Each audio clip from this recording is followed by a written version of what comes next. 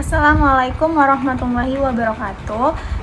Selamat siang. Sebelumnya perkenalkan, nama saya Nazila Azka Fikirana Sution dengan NIM 7213520055 akan menjelaskan anggaran perusahaan pada bidang ekspedisi ataupun jasa ekspedisi. Di sini saya mengambil jasa ekspedisi JNT. Nah, sebelumnya saya akan menjelaskan dulu anggaran perusahaan jasa. Nah, anggaran merupakan suatu rencana yang disusun secara sistematis dalam bentuk-bentuk angka dan dinyatakan dalam unit moneter yang meliputi seluruh kegiatan perusahaan untuk jangka waktu atau periode tertentu di masa yang akan datang. Oleh karena itu, rencana yang disusun dinyatakan dalam bentuk unit moneter.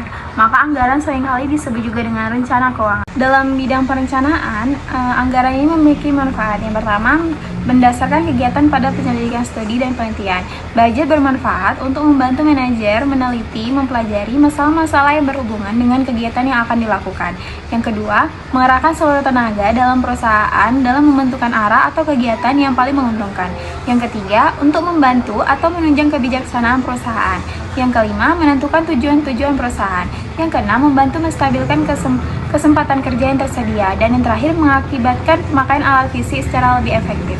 Nah, karena di sini saya mengambil JNT Express, sebelumnya saya akan menjelaskan sejarah singkat mengenai JNT Express. Pada tanggal 20 Agustus 2015 di Jakarta menjadi permulaan dalam sejarah perjalanan JNT Express.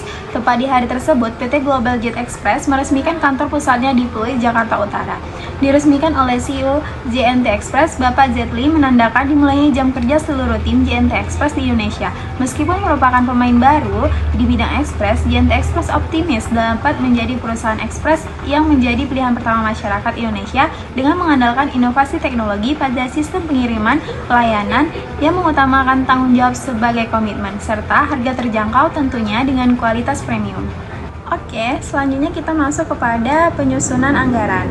Nah, di sini ada aset ataupun neraca, di mana terdapat aset lancar dan aset tetap yang dimiliki oleh JNT Express di Jalan Sisingamangaraja. Lalu kewajiban dan ekuitas. Kewajibannya itu terdiri dari utang usaha ataupun utang lancar dan utang jangka panjang. Lalu terdapat modal pemilik. Untuk nilainya bisa dilihat sendiri di PPT yang saya tampilkan. Dan saya akan membacakan jumlah harta yang dimiliki oleh JNT Express. Jumlah harta yang dimiliki 157.220.000. Lalu kewajiban yang dimiliki sebesar 157.220.000. Nah, selanjutnya anggaran pendapatan. Di video tersebut saya tampilkan PPT dengan data penjualan selama 1 tahun, di mana terdapat bulan Januari hingga Desember dengan data penjualan sebagai berikut.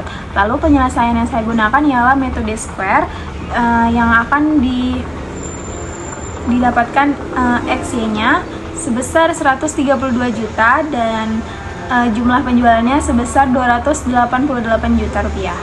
Lalu dengan persamaan tren sama dengan Y sama dengan A ditambah BX, di mana A sama dengan Y per N, B sama dengan XY per X2. Nah, A-nya itu 288 juta dibagi 12 didapat hasil 24 juta. Lalu B-nya 132 juta dibagi 572 didapat 230.769. Persamaan tren yang kedua itu Y sama dengan A ditambah BX sama dengan 24 juta ditambah 230.769. Maka bulan Januari 2024 merupakan X ke-7, maka penjualan bulan Januari 2024 adalah 24 juta ditambah 230.769 dikali 13 didapat hasil 27 juta. Nah, selanjutnya saya tampilkan nilai tren setiap tahunnya dimulai dari bulan Januari hingga bulan Desember. Lalu anggaran yang selanjutnya adalah anggaran operasional, di mana anggaran tenaga kerja tak langsung pada tahun 2024 sudah saya tampilkan pada tabel. Di bulan Januari hingga Desember gaji karyawannya 2.500.000. Nah, totalnya sehingga 30 juta. Baik, selanjutnya untuk biaya operasionalnya terdapat biaya overhead pabrik, di mana pada bulan Januari hingga Desember terdapat gaji pegawai sebesar 2.500.000, biaya penyusutan bangunan sebesar 375.000, dan biaya penyusutan kendaraan sebesar 416.660 rupiah, lalu biaya penyusutan peralatan sebesar 125.000, biaya utilitas sebesar 3.500.000. Untuk anggaran pendapatan, di situ saya tampilkan data pendukung lainnya untuk biaya operasi. Yang pertama itu ada komisi penjualan senilai 3 juta, beban administrasi dan umum lainnya sebesar 900.000. Penjualan dilakukan dengan pola saat transaksi penjualan tunai 75%, lalu bulan berikutnya dibayar sebesar 25%. Setiap bulan pemilik usaha melakukan pembayaran utang usaha 1.500.000 dan hutang lainnya 400.000. Lalu data penjualannya itu dari bulan Januari hingga Desember dengan total 288 juta. Lalu anggaran hutang usaha untuk bulan Januari hingga Desember. Nah, hutang lainnya itu kan awalnya 5 juta, lalu dilakukan pembayaran 400.000 dan didapat sisa utang 4.600.000, lalu utang usahanya 32.220.000, pembayaran dilakukan 1.500.000 dan sisa utang 30.720.000. Untuk hutang lainnya selanjutnya mulai dari Februari hingga Desember dapat dilihat di tabel. Untuk anggaran piutang usaha pada bulan Januari hingga Desember itu data penjualnya sudah terlihat. Lalu tadi kan tunainya 75% dan kreditnya 25%. Jadi saya bacakan untuk bulan Januari, penjualannya 21.461.541 rupiah. Lalu tunainya 75% senilai 16.096.156 rupiah dan kreditnya 25% senilai 5.365.385 rupiah dengan saldo 85.000 dan penerimaan 85.000. Lalu saldo akhirnya 5.365.385 rupiah. Untuk Februari hingga Desember bisa dilihat di tabel. Nah, selanjutnya anggaran laba rugi. Di situ saya tampilkan anggaran laba rugi dengan akun penjualan, laba kotor, biaya operasional, beban gaji, biaya penyusutan bangunan, biaya penyusutan kendaraan, biaya utilitas, dan total biaya operasional lalu laba bersih. Di bulan Januari laba bersihnya sebesar 14.544.874. Lalu Februari 15.006.412 rupiah. Maret 15.467.095 rupiah. Lalu April 15.929.488 rupiah. Mei 16.391.026 rupiah. Juni 16.852.564 rupiah. Juli 17.314.102 rupiah. Untuk anggaran kasnya, kas awalnya dapat kalian lihat di tabel.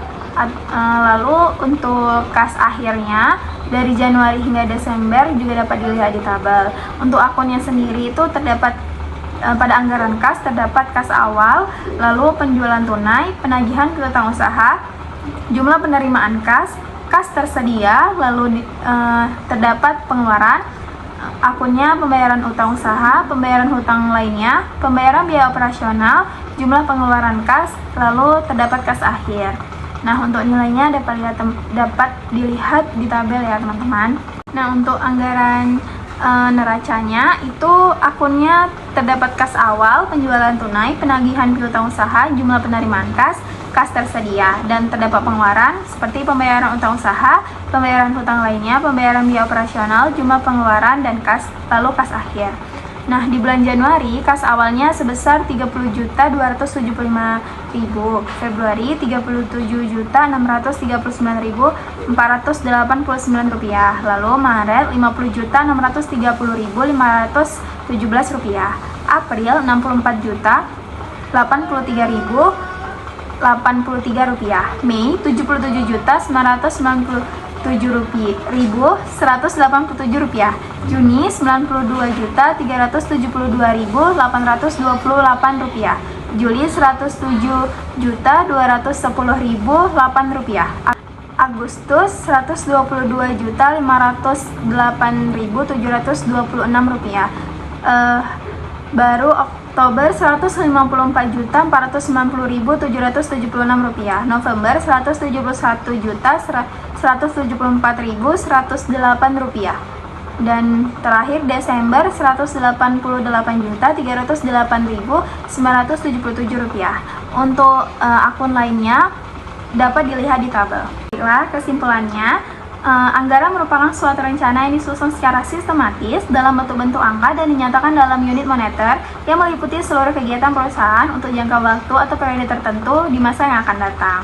Nah, kesimpulan sedikit mengenai JNT. JNT kemungkinan besar adalah singkatan dari JNT Express, sebuah perusahaan pengiriman internasional yang sedang berkembang pesat. Perusahaan ini didirikan pada tahun 2015 dan memiliki fokus pada layanan pengiriman ekspres dan logistik lintas batas.